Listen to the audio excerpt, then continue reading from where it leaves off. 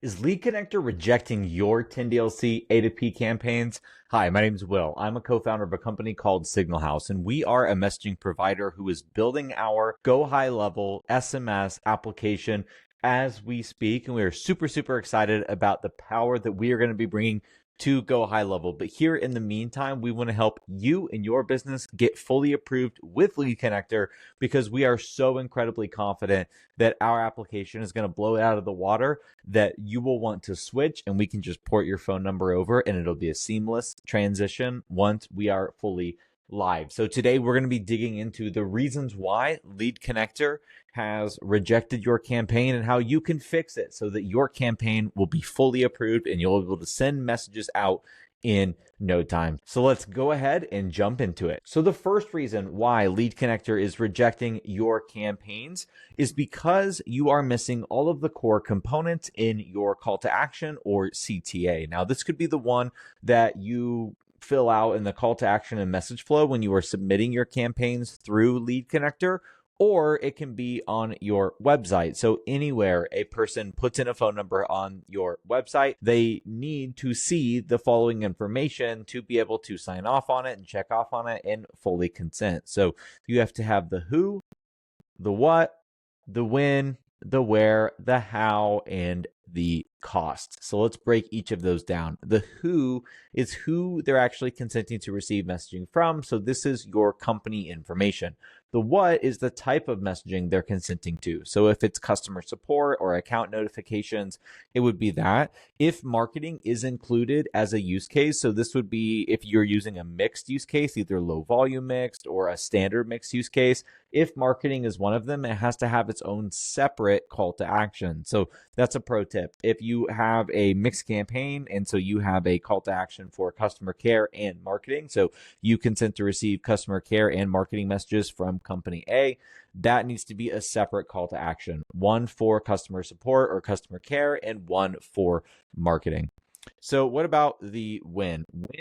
When can I expect to receive messaging from you? So this is message frequency may vary. Unless you know the message frequency, then put that we reach out every Monday at 3 p.m. or whatever the case may be. Where can I find your privacy policy? If this is in the call to action and message flow, you should actually just be linking your privacy policy in the submission section that has the privacy policy link available on LeadConnector. If this is on your website, then it should be linked in your call to action. So usually that's at the end. You can find our privacy policy linked here and then just link it. It's all you have to do.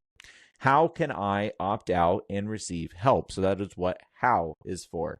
Generally, this is just respond stop to opt out or respond help for additional help. So it's really all you need to do for how. The cost is that message and data rates may apply. So what does this look like if you're doing it all correctly within one CTA? It can be something as simple as you consent to receive customer care messages from company A. Message frequency may vary. You can check out our privacy policy linked here. Respond stop to opt out, help for help, and message and data rates may apply. So if you have those essential elements on your CTA, it will be approvable. Now let's jump to the next item, which is privacy policy. Your privacy policy A needs to be linked in your submission on LeadConnector. So in the call to action / message flow, there's a section underneath that for terms and privacy policy links.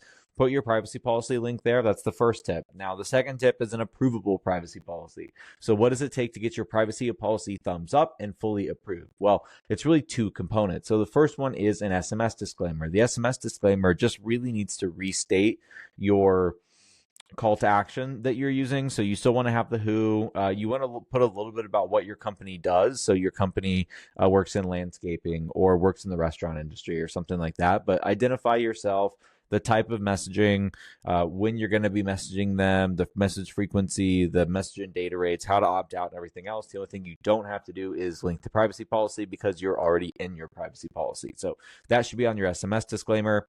Now, you also should have a statement concerning message sharing. So there are two different things that you can put here.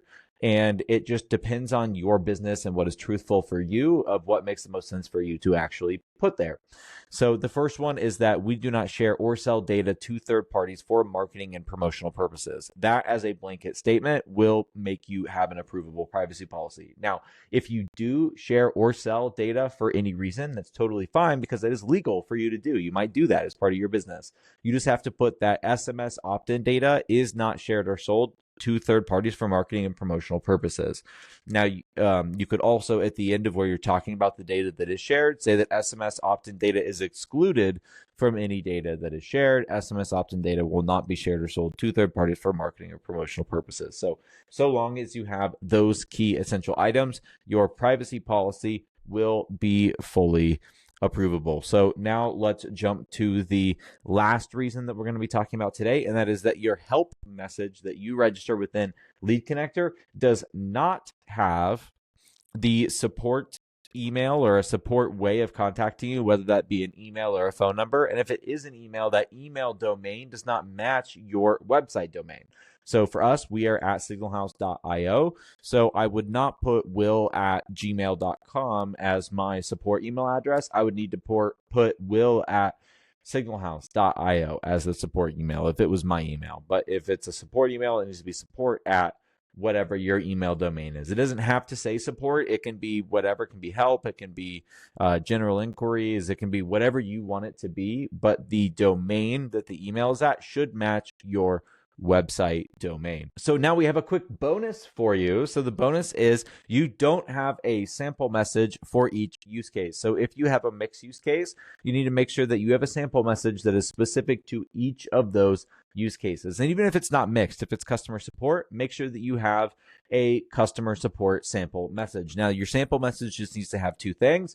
It needs to have the who, and it needs to have the how. So it needs to say who you are. So you are company A and how they can opt out from your messaging. So the sample message should say whatever that content is that fits that use case, and then respond stop to opt out from messages from company A, for example. So long as you have that, your sample message will be good to go.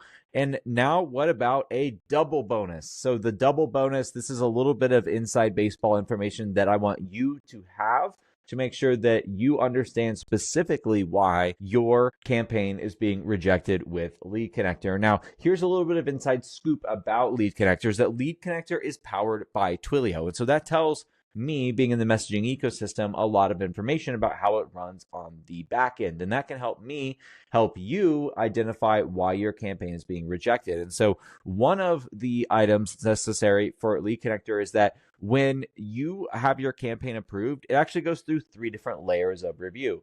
So because LeadConnector is powered by Twilio, the first one is a review within Twilio. And Twilio is extremely strict right now with what they're approving because they are trying to get their 3rd carrier connection in the US right now.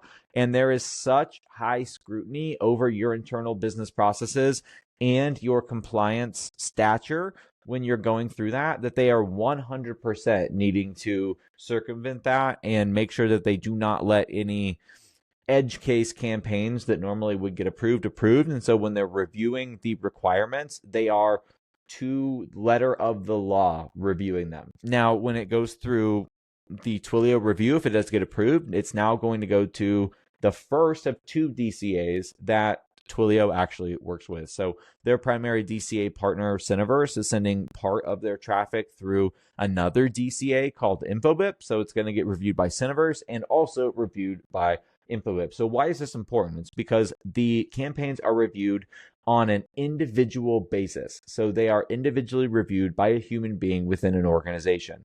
So that person is going to have internally what they feel is the most important components. Their organization is going to have the most important components.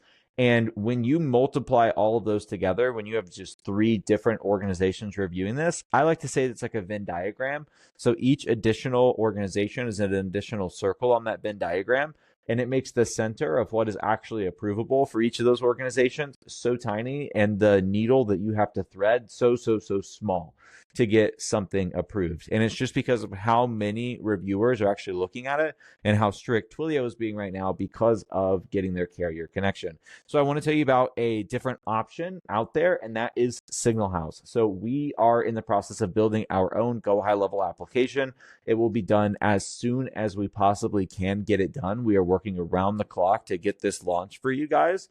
And we are seeing 10DLC approvals in 48 hours. So we go through one additional step between our company and the carrier. So you don't have 3 additional hops that you have to worry about. You only have to worry about one. And we work with our upstream provider, or upstream DCA, to create a use case around how you need to use their platform, and how you are connecting with your customers, what kind of traffic you send, what kind of traffic your customers send. If you are a reseller, what all of that looks like, we describe directly to our upstream party so that there's no confusion and so that we can have seamless, quick, easy submissions. If you have any questions about just 10DLC in general or getting approved on LeadConnector, please reach out.